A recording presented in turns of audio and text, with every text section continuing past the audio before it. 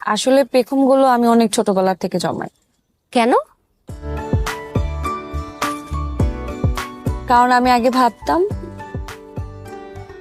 পেখমগুলো একদিন বাচ্চা দিবে, আর যেদিন বাচ্চা দিবে সেদিন একটা রাজপুত্র ঘোড়ায় চড়ে আমার কাছে আসবে।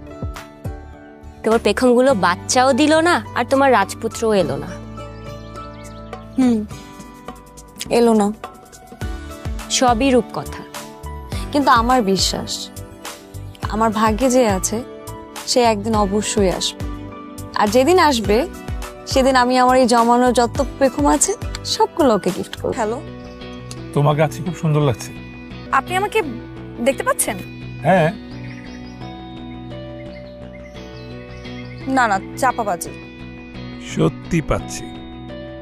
আচ্ছা, আপনি যে আমাকে দেখতে পাচ্ছেন, আমাকে একটা ক্লু দেন তো। করনি কেন? আপ- কালো কালার ড্রেসের সাথে লাল কালার একটা টিপ তোমাকে খুব মানায়, বুঝছো? মনে রেখো।